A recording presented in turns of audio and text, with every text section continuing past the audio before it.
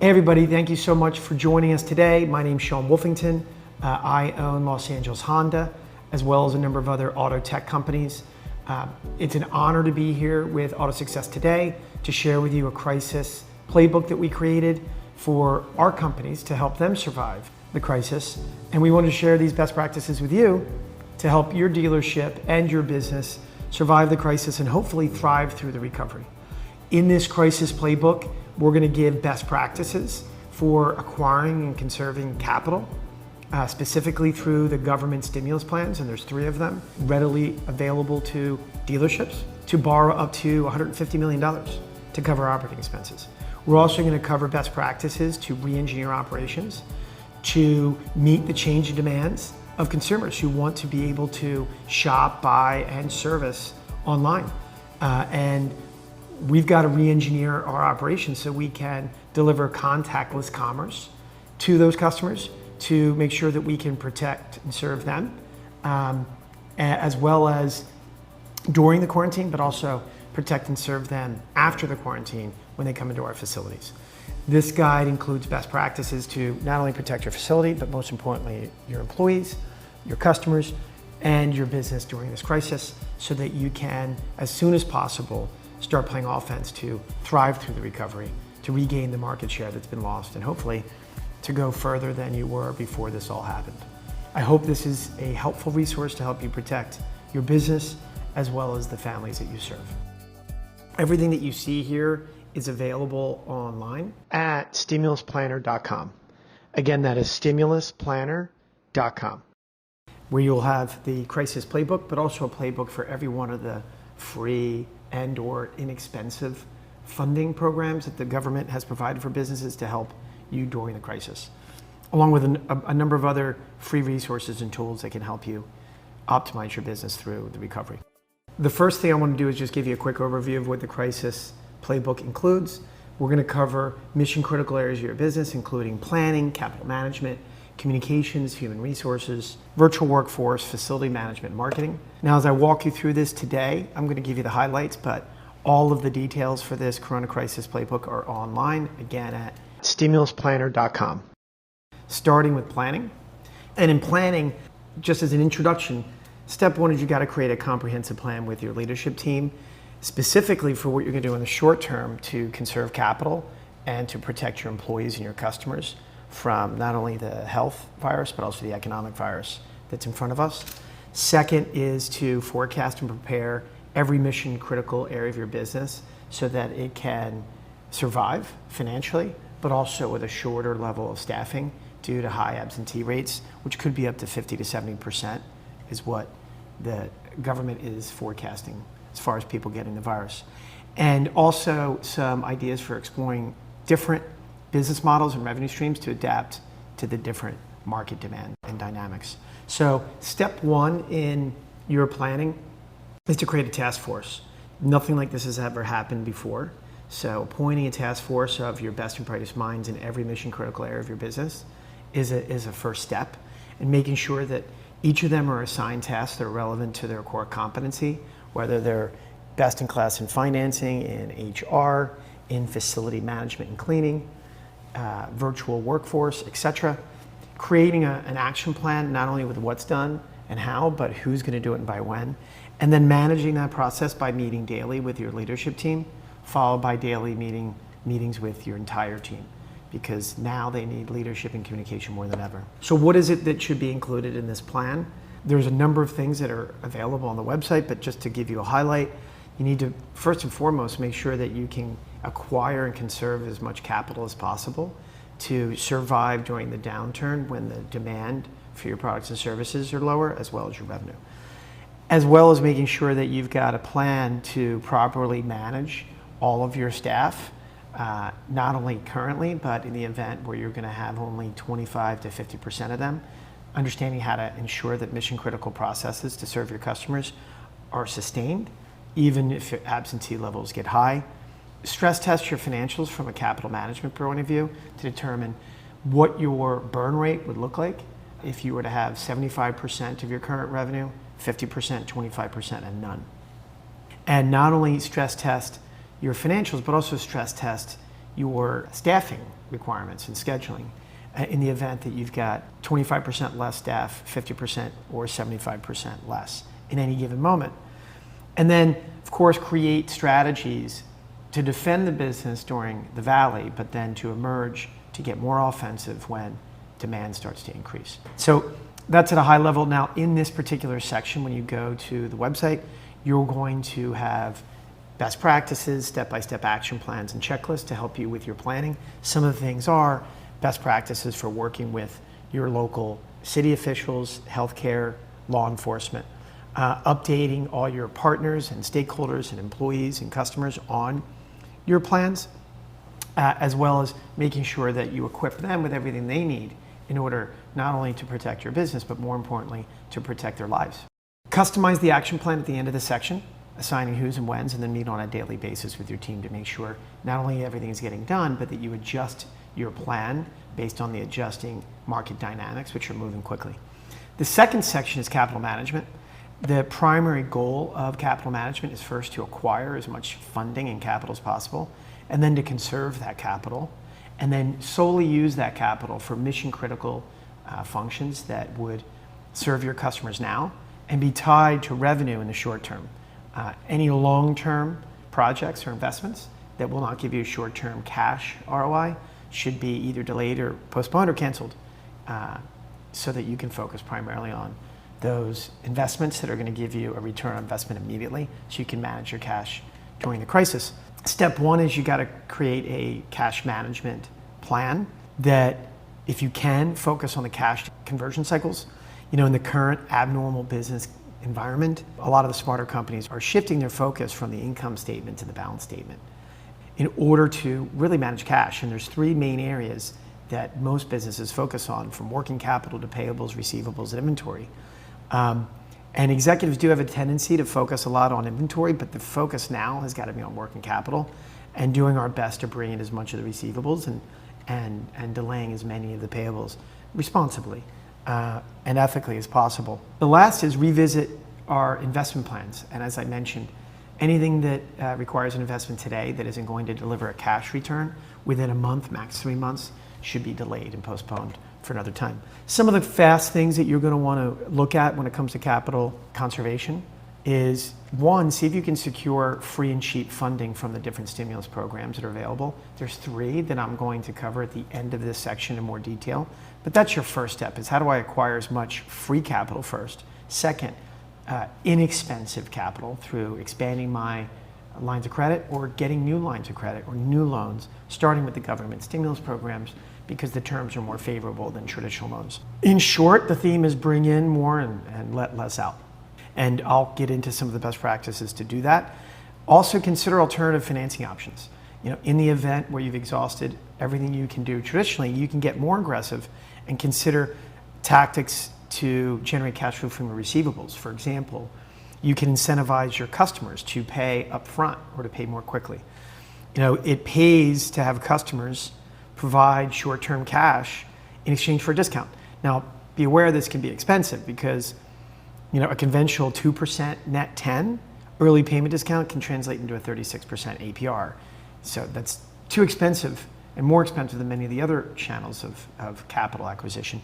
But if government and bank credits aren't available, this is, you know, I'd say the most aggressive, next to factoring your receivables, meaning selling your receivables at a discount to another company who will give you cash today.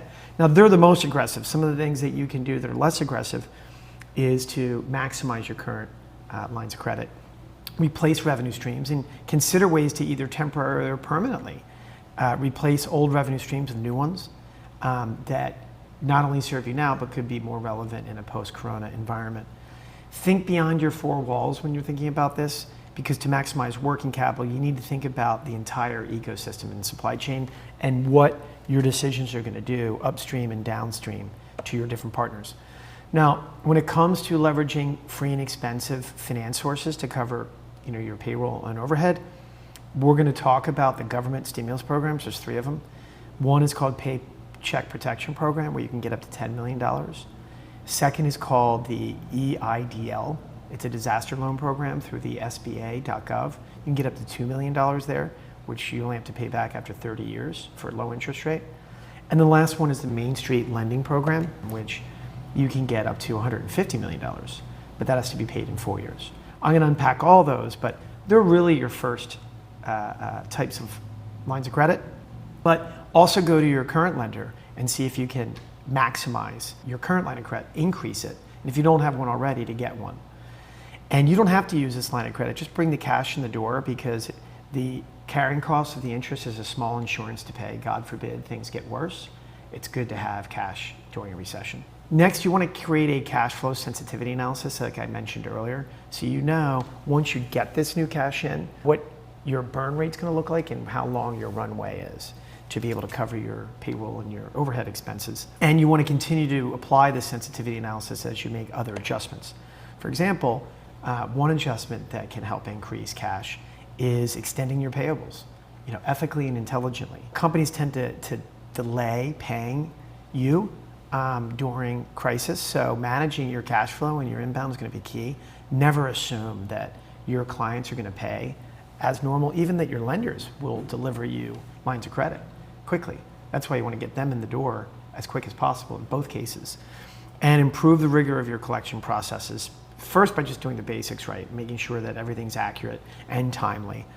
Secondly, by not only having your finance department reach out to your clients to ensure that they're expecting a timely payment, but invite and train your customer-facing employees to express how important it is to your clients that you receive on-time payments due to the crisis.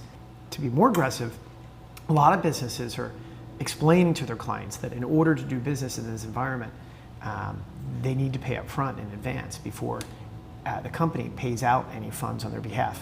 Because unfortunately, a lot of companies aren't paying their bills, and it's impossible to be a lender for every client. And oftentimes it's better that message comes from a person that they know and trust, which is whoever is dealing with them on a daily basis. But it's also important that you train them on exactly what to say and how to say it, so that they say it in a way that is empathetic and understanding. So for example, calling a client and saying, hey, just wanted to give you the heads up. You know better than anybody that the crisis has caused a lot of companies to slow down their payments. As a result, we have not received a lot of payments from some clients. And so we no longer can do any work on behalf of clients until we get paid in full, frankly, because we don't have the revenue to bank all of our clients and to cover the cash flow float. And I apologize for this inconvenience, but I wanted to ask you if it would be possible for you to either give us your credit card, wire the funds, or to pay up front in advance of us paying for the products and services we have to deliver to you, so we can make sure that we deliver to them on time and at the quality that you become accustomed to. And so they can work in collaboration with the finance department to ensure proactive notifications to customers to request prepayment or rapid payment. Now, this is also true with on the other side, accounts payable, to be smart to reach out to, first of all lenders and ask them for up to 12 months of deferred payment. The Treasury Department has already reached out to lenders, encouraging them and providing more flexible terms for lenders to do that for their commercial partners. So step one is get deferments everywhere you can for banks. Step two, talk to your less mission critical suppliers and ask them if you can defer payment until the end of the year. And if not, make arrangements that work for them and you. And then of course, for your mission critical lenders, it's very important you have conversations, A, to ensure that they get paid, and that B, that they're delivering the services that you need in order to deliver for your clients. And C, that they've got a plan to weather the storm, both financially and with staffing. And D, you may want to request a dedicated team and assurances that they will be able to deliver for you on time, as long as you deliver payments to them on time. And if they're having difficulty with either payment or staffing, you may want to proactively help them solve those problems, because they are a prerequisite for you to deliver the products and services to your customers. And it's just the right thing to do if you have the bandwidth to do it. And then naturally audit your payables and receivables to make sure that everything is being done accurately, especially when it comes to receivables, and that you're getting as much as you should, and for payables that you're not paying more or paying faster than you could. So the next is convert your fixed costs to variable costs where possible. The challenge here is that you want to conserve cash, so you want to swap any fixed costs that will just burn your cash for variable costs wherever you can, preserving your core business while increasing flexibility to grow as demand grows. So you can reduce your variable costs. Often it's a quicker way to immediately reduce your cash flow outtakes than focusing on your fixed costs. You can also take some of your typical variable costs and reduce them. Obvious stuff for travel bans, imposing hiring freezes, restrictions on discretionary spend, eliminating all investment in anything that doesn't give you a short-term return. Replace any third-party contract labor that you do normally outside the business and see if you can do it inside the business, since in most businesses, we'll have a lot of excess time with underutilized employees. See if you can invite employees to proactively help reduce the costs of the business to extend the runway by taking leave balances or leave without pay, if there's any that can do that voluntarily. These will all reduce your liabilities and allow you to avoid furloughs and layoffs, which would be the next thing you'd have to do after you try salary cuts and voluntary actions for reduction. The seventh thing you could do is review all your insurance policies to see if you have any business interruption coverage. Unfortunately, a lot of these policies were adjusted during the SARS outbreak, so there may be exceptions for infectious diseases, but work with your insurance adjuster to make those claims to try and collect if possible. And then learn about and leverage the new tax and unemployment benefits. On the website, you'll actually see two sections that are relevant here. One's called 10 benefits for small businesses. The other one's called tax and unemployment benefits. Both will unpack for you all the tax and employment benefits that you have that can help you conserve cash, but they can also help you better serve your employees. And then lastly is the stimulus funding from the government. So now I'm going to walk you through the 3 funding programs that the government has available for businesses to help you cover your overhead during the crisis. The first program is called PPP. That stands for the Paycheck Protection Program. They supply up to $10 million of forgivable funds to help businesses cover payroll, rent, utilities, and mortgage interest. All those funds are potentially fully forgivable, in essence becoming like a grant, providing free funding to help you during this crisis, as long as you follow all the rules, which I'll explain. The second is called the EIDL. Now, the EIDL stands for the Economic Injury Disaster Loan. Now, that provides up to $2 million of low interest rate loans, interest as low as 3.75%. You only have to pay over 30 years, and you can defer the payment for a year without any interest. But again, you have to pay that one back. The third program is called MSLP, which is the Main Street Lending Program. That's for bigger businesses. You're eligible for that if you have 10,000 or less employees or $2.5 billion or less in revenue. That loan can be up to $25 million if you get a brand new loan, but it can be up to $150 million if you expand on a pre-existing loan. Now, these again are loans you have to pay back. You'll have to pay it back within 4 years, and the interest rate is a function of the wholesale rate that the government charges banks. Right now, that interest rate would be approximately 4 to 5%. So now what I'm going to do is I'm going to walk you through each of these programs in detail so you understand all the terms, and we've created a table to make it easy for you. First, let's take a look at the Paycheck Protection Program. First question is eligibility. If you have 500 or less employees and the business has been in business since February 15th, 2020 or earlier, you're eligible. You may still be eligible if you have more than 500 employees. You can have up to 1,500 employees if you're in certain sectors according to the SBA guidelines. And you can have up to 500 employees per location under certain franchise sectors. In order to determine if those companies are eligible, just visit the website and there is a detailed guide where you can see up to how many employees you can have by sector. The loan amount is lesser of $10 million or 2.5 times your average monthly payroll. Now, the important part here is your payroll, because payroll can include a number of eligible expenses that could dramatically increase the size of the maximum amount you can borrow. So it's very important that you understand how the program defines payroll. If you go to the website, there's actually a paycheck protection calculator that will automate all the calculations, not only of your traditional payroll, but all the other eligible expenses that you can include. And then you'll times that by 2.5 to determine your maximum loan amount. For those portions that are forgiven, it'll function like a grant, essentially free funding. And as long as you follow the rules, the funds will be forgiven. Let me be specific though.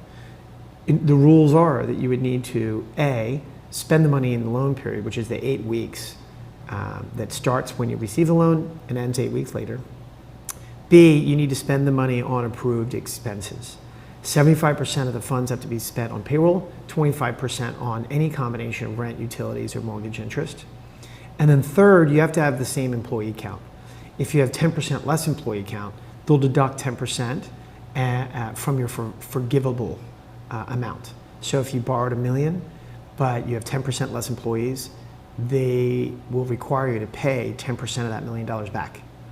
And they'll only forgive 90% because you only kept 90% of your employees. If you keep 80% of your employees, you'll only be able to keep you only have 80% of the loan forgiven, and so on. The last criteria is compensation. You're allowed to reduce the average compensation of your employees by 25% maximum compared to the last full quarter when you paid that individual employee. Every dollar that you deduct from any given employee's compensation compared to the last full quarter, every dollar below 25% compensation reduction will come right off of your forgivable loan amount. And so the way it works is, if you spend the money in the 8 weeks of the loan period on the approved areas of payroll, which is 75%, rent, utility, and mortgage interest, and you maintain the same headcount, and you don't reduce anyone's pay below 25% less than the previous quarter, you'll have 100% of the loan forgiven and only be responsible for interest. So it's the most attractive terms of all the programs available. For the amount that is not forgiven, because you didn't follow the rules, that's okay. It'll convert into a traditional loan with an interest rate of only 1 point, and you pay that over 2 years. You can defer payment up to 6 months, although the interest does accrue. You are allowed to prepay, and the cash, again, can be used for many overhead expenses, but if you want it to be forgiven, it's got to be 75% payroll, rent, utilities, and mortgage interest for the other 25%. You can refinance another loan if that other loan is an EIDL loan, which, as I mentioned to you, is the economic injury disaster loan, which we'll get to in a bit, but you can refinance that and roll that into this loan. As far as collateral and personal guarantees, neither are required because there is no recourse for the borrower other than for fraud. And the advantages here are obvious. The funds that you're getting are forgivable. It's also a fairly easy application process with less documents required because you're not expected to pay back the loan. You're just expected to provide documentation to prove your headcount in 2019 and your payroll in 2019. And what's interesting is there's not only no risk to you if you follow the rules, but the banks don't have risk because the government's backstopping 100% of the loan. Finally, the cons is if you don't get forgiveness, it does convert into a loan that you have to pay back within 2 years. But at 1% interest at a time like this, that's a good downside. As far as applications, you can apply through any SBA lender and any participating FDIC bank. Recommend that you apply through your local bank that you already have a banking relationship with, because they'll already have a lot of the documentation that they need from you. And a lot of these banks are prioritizing clients that have a pre-existing relationship. Some businesses are applying to multiple banks. If you do that, it's critically important that once you get an approval, you notify the other lender so that you don't take 2 loans for the same purpose, which is not allowed under the program. Now let me walk you through the second stimulus funding program available to you, which is called EIDL, which stands for Economic Injury Disaster Loan. In short, we call it the disaster loan. So now, first question is eligibility. You've got to have 500 or less employees. The business had to be operational from February 15th through 2020 or earlier. And there are similar exceptions for organizations that qualify for those exceptions under the SBA guidelines. You can find out those exceptions on our website or by going to SBA.gov. You can get up to $2 million, and the term is 30 years. So it's a long term at only 3.75%. You can defer up to 1 year worth of payments, although interest will accrue. You don't have to make principal payments or interest payments. You can prepay without penalty, and you can use the funds for overhead. It's just that you want to use them for different overhead than the Paycheck Protection Program, because you're not allowed to use the two loans for the same purposes. That's why you want to prioritize the PPP loan just for the areas where you're going to get forgiven. The payroll, the utilities, rent, and mortgage interest. And then therefore use the EIDL for the other areas that you cannot be forgiven for. And then refinancing debt, you're not allowed to refinance debt with the EIDL. You are allowed to refinance the EIDL debt under the PPP, but you cannot use these funds to refinance any other debt. As far as collateral, you may be required to provide collateral for loans over $25,000, and there may be a little forgiveness here, up to $10,000 in what they call an express loan, but you'll have to ask your lender if that's still available. And as far as personal guarantees, there are no personal guarantees required for loans under $200,000, but they may require it for loans above that. Ask them, because some of those guidelines are changing due to the crisis. The pros and advantages of this type of loan is that it's 30 years. You know, it's a long time to pay it back. Not to mention, you don't have to make a payment for a year.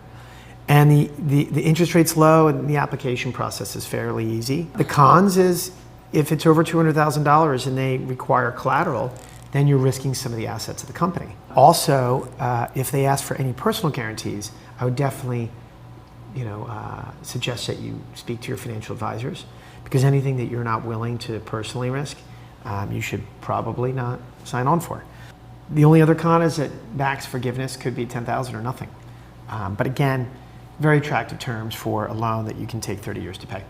How you apply is solely through the SBA.gov right now. It's only SBA approved lenders. There's about 800 of them. And they may open that up to all of the lenders that are currently eligible to do PPP, which are FDIC lenders who decided to participate. The third funding program is the MSLP. That stands for the Main Street Lending Program. Let me walk you through how that works, starting with eligibility. To be eligible for the Main Street Loan Program, you have to have 10,000 or less employees or less than $2.5 billion in revenue. The loan amount is up to $25 million or $150 million, depending on whether you initiate a new loan or you expand a pre-existing loan.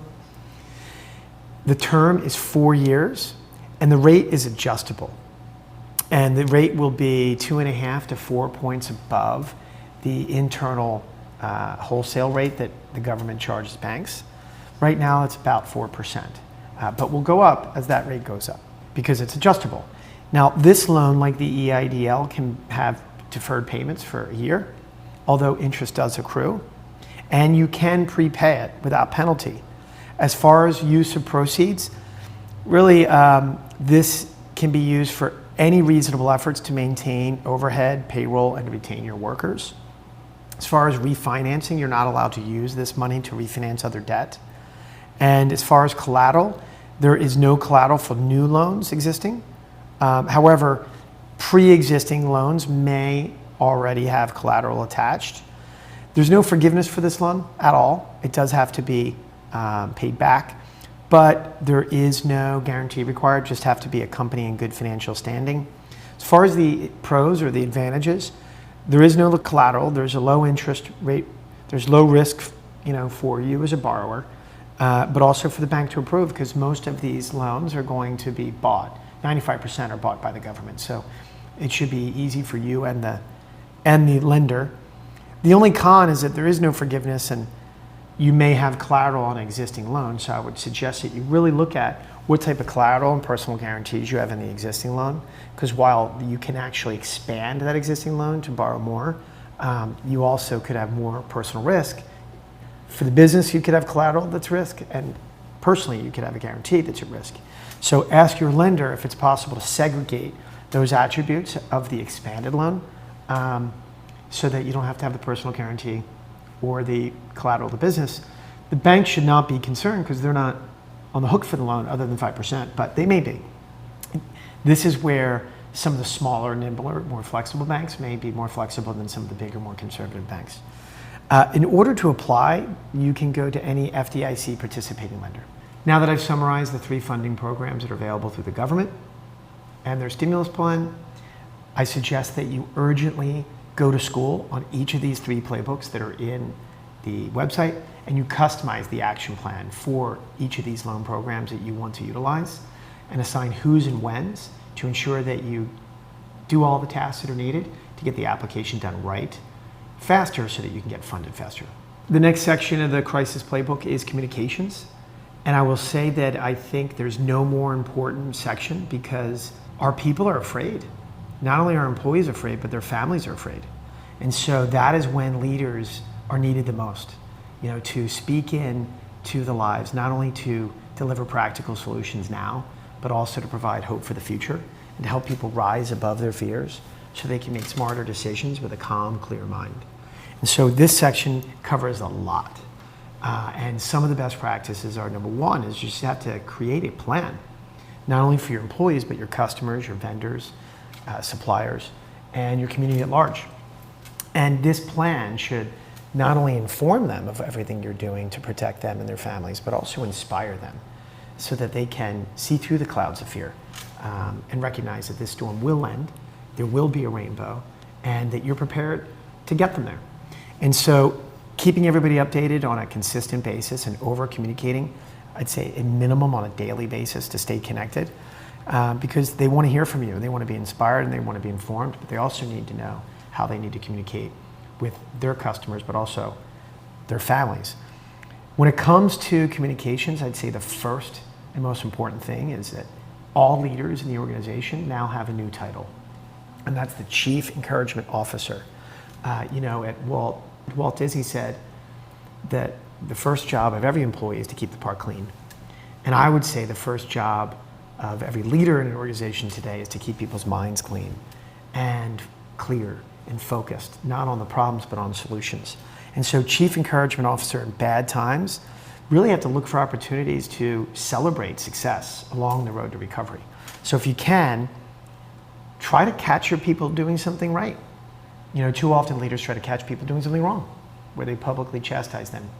Catch people doing something right and publicly celebrate them, because then you're watering what you want to grow, and other people will see that example and be inspired to imitate it. And the fact is, how you treat your employees, which are really your internal customers, will directly impact how they treat your customers.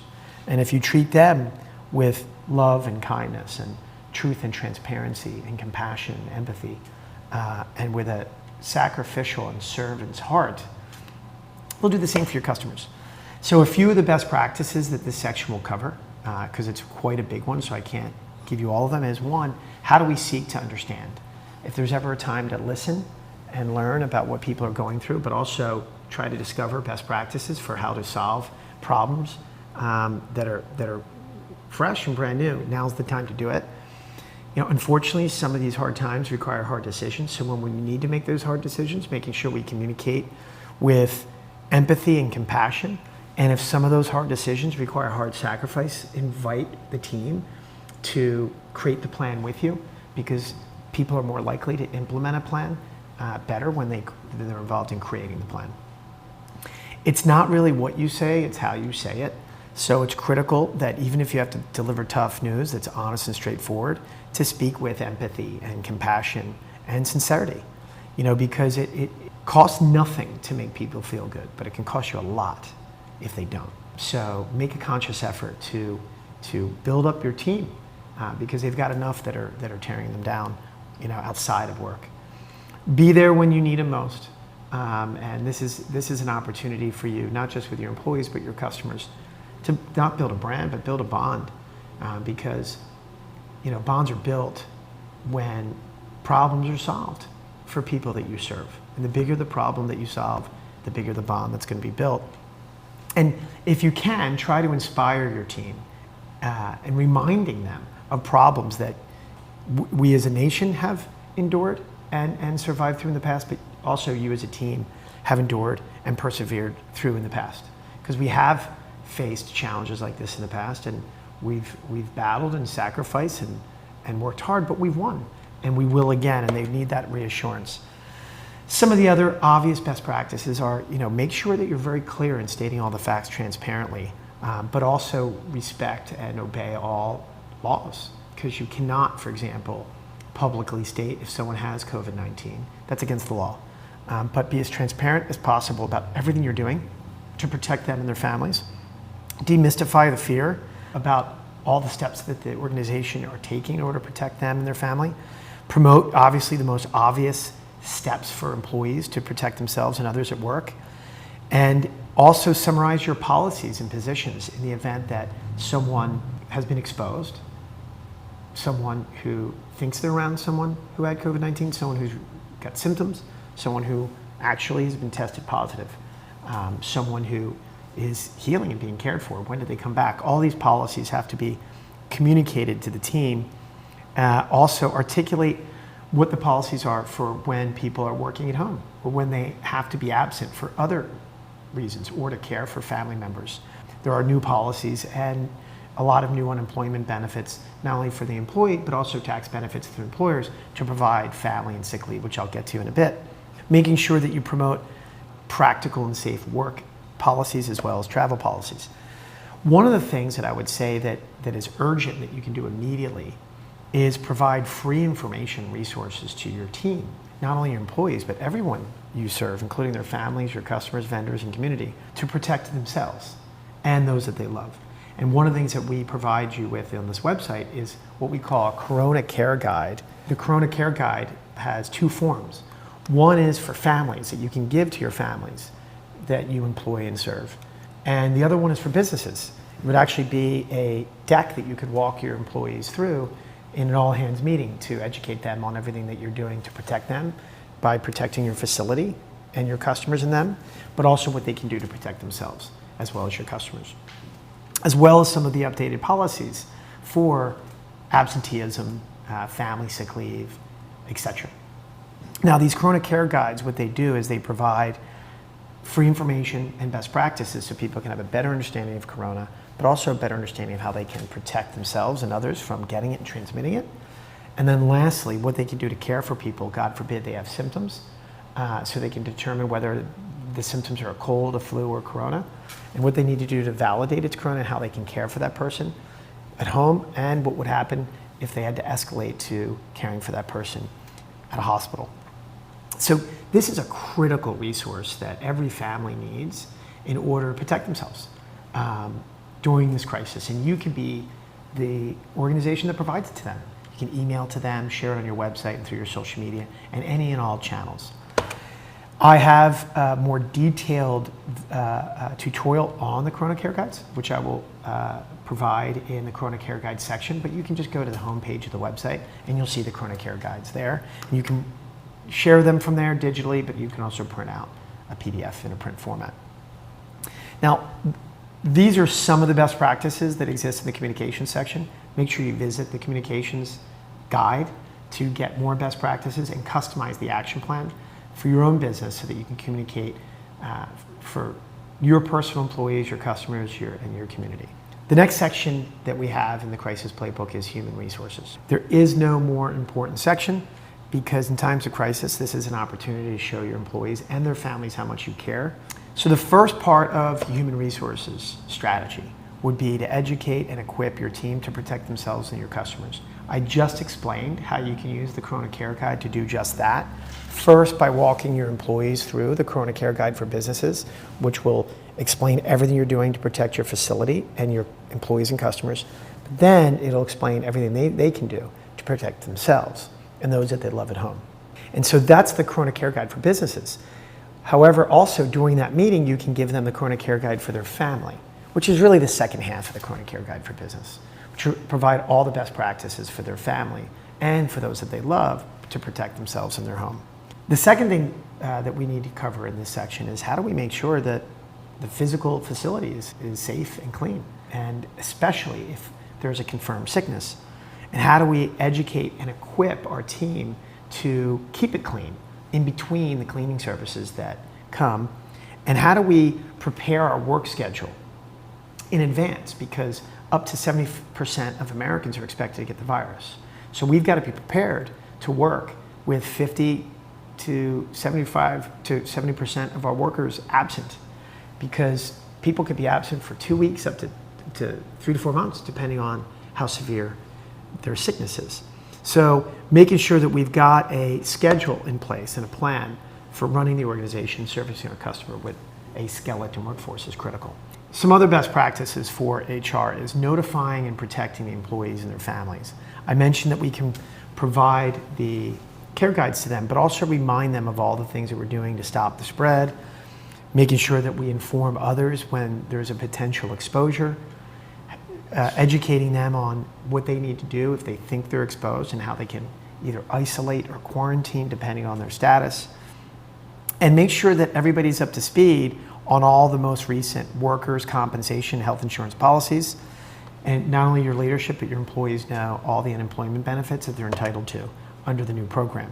The most important thing to your employees is that they understand all of your policies to protect them when they're working, but also in the event that they may get sick or that they need to care for someone who's sick. So one of the things that is urgent is step one, you and your leadership team should review all of your human resources practices and policies and make sure that they are up to date with the new CARES Act, because there's a lot of new unemployment benefits for your employees, but also some benefits for employers. There's also a lot of rules and regulations that if you don't follow, you could open your business up for liability. One obvious one is protecting the privacy of your employees who may get sick. Someone with good intention on your team may let everyone know that one of your employees was testing positive so that they could take the right precautions, but that is not legal because that's not protecting their privacy. And so it is urgent that your team gets up to speed on all the most relevant policies and regulations from the government so that they can act accordingly, but also educate your employees on their benefits. One of the bigger parts of the CARES Act is the Family First Coronavirus Response Act. And this entitles your employees to a number of benefits that I'm going to walk you through right now.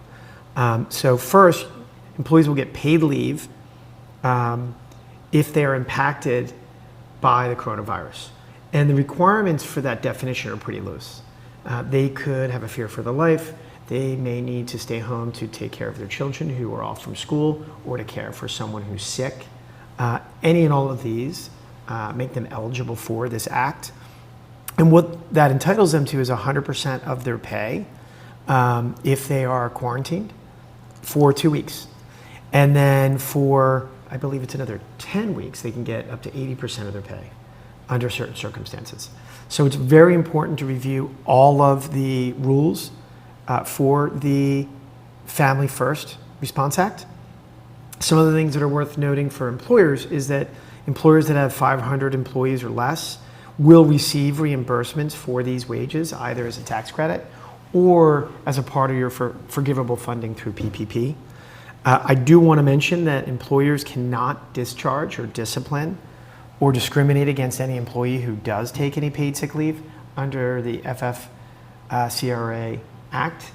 And there's a lot more to know in that, and all of that information is on the website. But you should also speak with your HR department and ask them to speak with HR counsel to get their guidance on how to navigate through this crisis. Another very challenging topic that affects your employees beyond protecting them from the sickness is their livelihood and their job. And a lot of employees are scared because they don't know if they're going to keep their job because a lot of their friends and family have lost it. And so there are a number of things your HR department can do to avoid laying off people. And we encourage you to do that by cutting costs in a lot of other areas and trying to conserve cash so that you can keep people on payroll. After you've exhausted all the free funding programs, exploring different revenue streams to adjust for the changing demand, and doing a better job bringing in more capital and letting less out, if you get to a point where you still are having a hard time covering payroll, here are some of the actions that you can take. And we encourage you to create a decision tree that can be personalized to your business. But some of the actions start with employing everyone at the same level that they're employed at now. The second level would be to invite everybody to take at least a 25% payroll deduction. Now, I say 25% because if you want to utilize the Paycheck Protection Program for forgivable funding to cover payroll, they will not forgive any loan they give you above to cover any payroll that either A is above $100,000 or B, is below a 25% cut from their compensation from the previous full quarter. So one thing that companies are doing immediately are 25% cuts across the board, and any executives that make over $100,000 would be right-sized to the government's requirement of $100,000, just so that the company can be forgiven 100% of the payroll expenses that they make. The second thing that they can do is invite people to take voluntary vacation, whatever's not been used, or invite others to take voluntary unpaid leave. After you've exhausted that, the next most aggressive level is to furlough your employees, which means that they still get health care, but they don't get salary compensation. The good news is they can get great unemployment benefits today, probably better than ever, to hold them over. And furlough is designed so that they know that once the storm is over, you intend on bringing them back, with no guarantee to do that, but at least you're covering their health care and have an intention to hold their place so that you can bring them back once the demand and the revenue returns. The next level is laying off employees. That would be done if you have no intention to cover their health care or bring them back. One reminder, if you're utilizing the PPP, you need to make sure that you right-size your headcount if you expect to get full forgiveness to get 100% of the number of employees on payroll on average during the loan period that you had in the previous year. Also, you want to right-size your compensation, because if there's any dollar amount below the 25%, below the previous pay period, each one of those dollars will not be forgiven, and you'll have to pay them back. So there are some of the decisions that HR may need to make, and it would make sense to create an action plan and decision tree that says, if we get government funding and we get revenue that we expect in the short term from clients, then we can have this course of action with our employees. If we get less revenue from clients and or less funding, these are the actions we're going to have to take.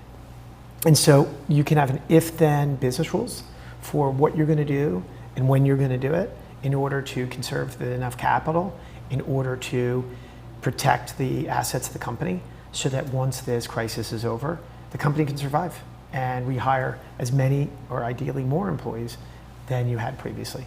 And I would just say here, this is a very difficult conversation to have. I know with me and the companies that we run, while we were waiting for stimulus funding, we did have to furlough some of our employees, and we just told them the truth. And we explained to them that for all of our benefit, we need to protect the ship during the storm and put it into a safe harbor, because if we don't, and we just keep paying all the expenses and keep the ship afloat during the storm, the ship could sink. So when the storm passes, we have no ship to reboard. And that's difficult, even more difficult during a recession, when there's more people that have been laid off without a job and there's less ships hiring. So job one, in order to protect our employees, is we need to protect the ship. And the way to protect the ship is making sure that in some cases, if there's limited capital, that there is no dollar going out if there's not a dollar coming in, through either revenue from a client or through funding from a government stimulus. And if that funding isn't coming in and we can't have any funds going out, so that we can protect the ship, so that after the storm's over, we can invite all of our employees back on and we can sail again. And so in that interim period, there are government programs to help unemployed people provide for their family. And so the better job you do at explaining this to your employees, but also equipping them to get the funding they need through unemployment to weather the storm, then the faster you can recover and bring them back onto the ship and set sail again, so that you not only return to the previous levels of employment, but hopefully will go past them with a newer, smarter, faster, stronger ship or company who has weathered the storm and is prepared to recover faster through the recovery. So in this section, like all sections in communications, there's an action plan that summarizes the best practices. You want to customize that action plan to your team, selecting the best practices that are relevant to you and assigning who's and when's, so you can make sure that this gets executed on time. The next section is virtual workforce. This particular section covers a lot of best practices for transitioning from working together physically to working remotely, and to protecting the productivity of the team by providing them the right tools, the right processes, and the right work schedule to be successful working remotely. There's a lot of best practices that you'll want to review, but they're different based on how mature a company is in their virtual workforce infrastructure and processes and practices. But some of the best practices include making sure you have all the right tools. Every employee naturally has access to the internet with enhanced internet speed, with the optimal monitor to be able to conduct remote business, minimize distractions and noises from others in the household.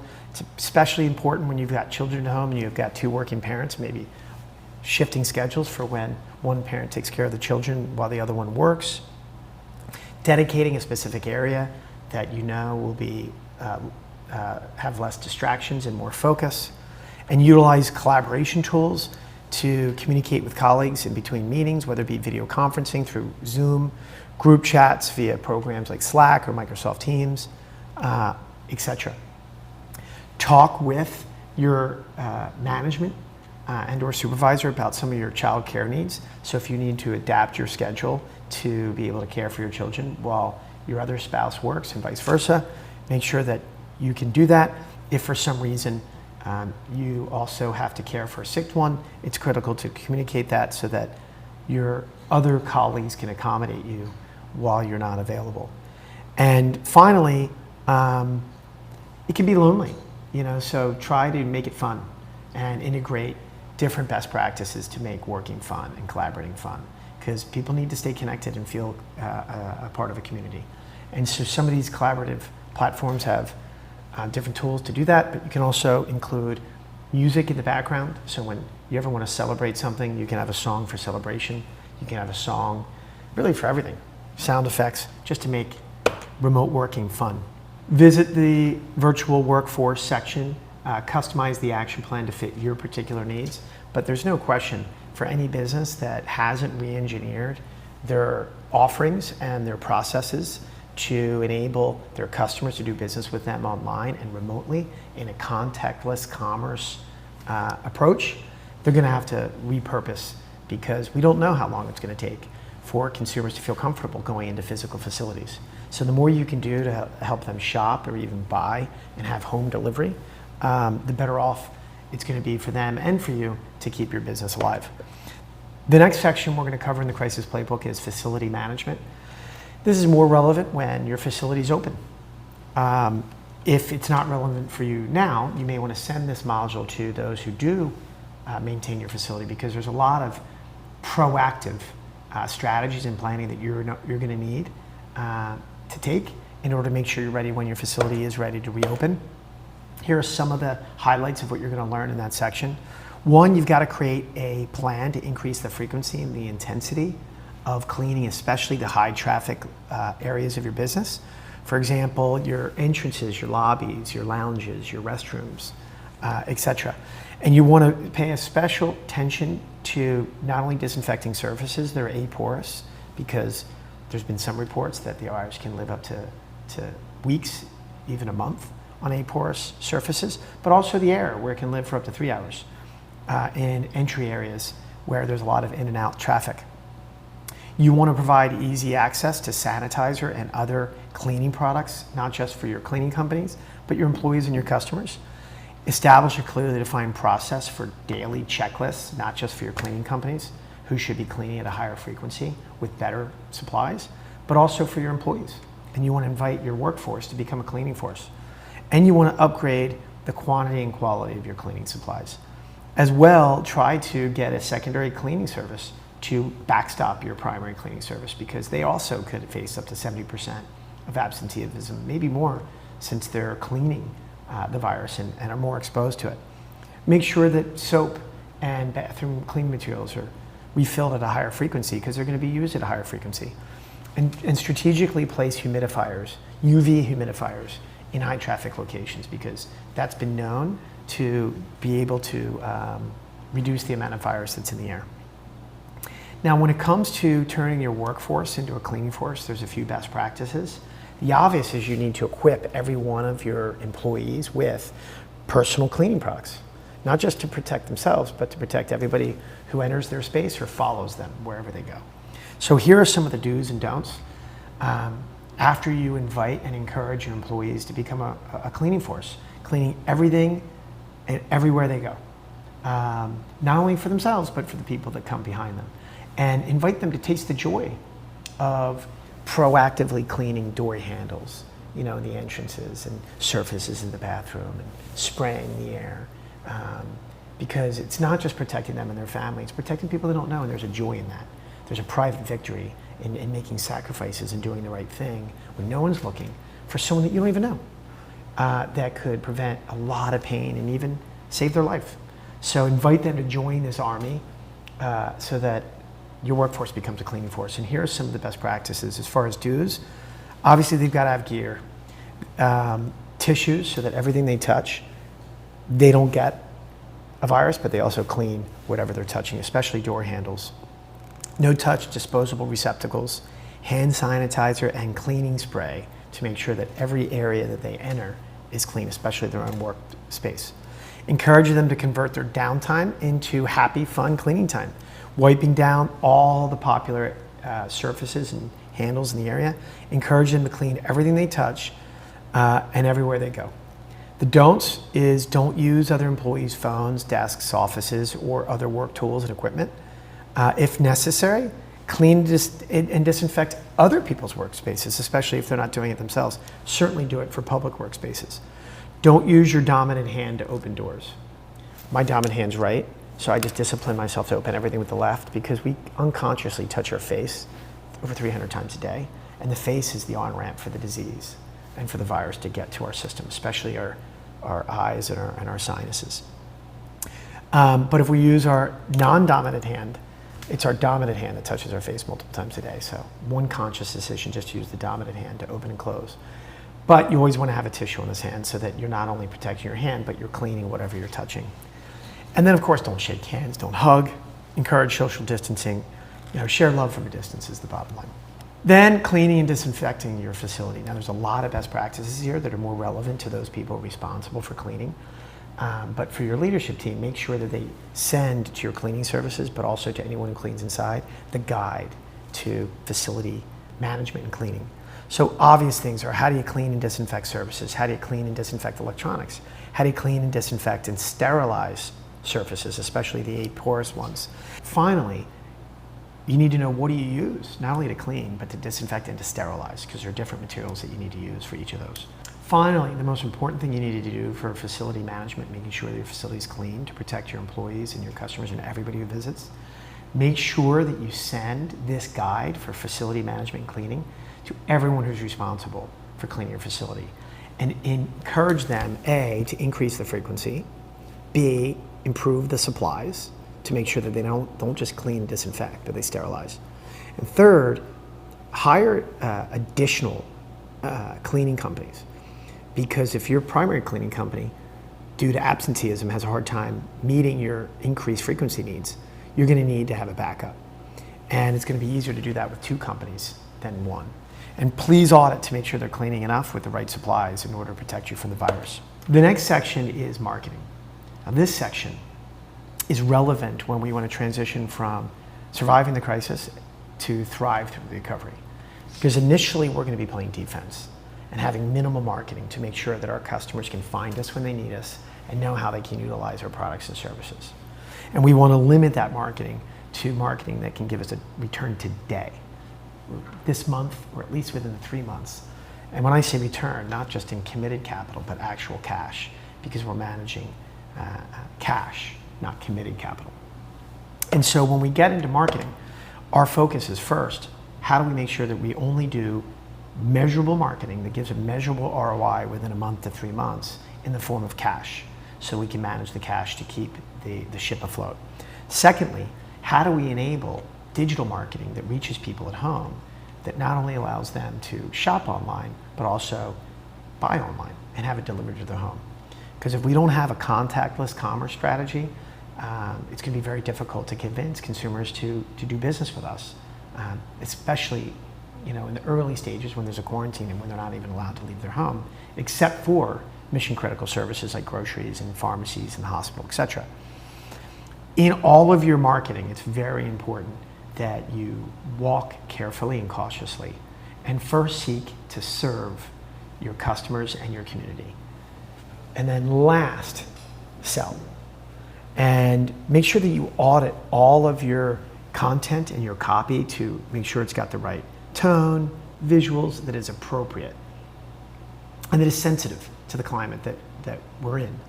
But also have an offensive plan so that once the crisis starts to fade and demand starts to rise, that you can go on the offense and regain some of the market share you lost, possibly gain incremental market share while your competitors are still playing defense. And so this offensive marketing plan should still focus on channels that allow you to target and market consumers that have a high statistical probability of buying whatever product and service that you sell, opting for channels that will allow you to target those customers but also measure and convert online so that you can see what your ROI is. Anything that doesn't give you a minimum of 1-to-1 cash on cash should be deferred and delayed until this crisis passes. You can't afford to spend $1 in marketing that you know you can't get back within a short period of time before your cash runs out. Ideally, you want to obviously have more than a 1-to-1 return, but anything less than a 1 return has to go. So pick the most targeted channels that allow you to deliver measurable ROI that's at least 1-to-1 or more. Now, in the form of cash. And so the action plan in the marketing section is probably more important to customize because depending on what type of business you are, there are different types of marketing strategies to target in-market consumers that will deliver cash now. So spend a lot of time with your team personalizing this action plan and assign the who's and the when's that you can review in your planning meetings. So that summarizes some of the information that you will find in the Corona Crisis Playbook. You can get more information and free resources at stimulusplanner.com. Again, that is stimulusplanner.com, where you will find the full Corona Crisis Playbook and free resources and tools for you to be able to get fast funding through the stimulus programs, learn about other tax and unemployment benefits and best practices for you to help your business survive during the crisis and hopefully thrive through the recovery. We sincerely hope that this resource is valuable to you in this difficult time, and we hope it helps you protect your business and the families that you serve.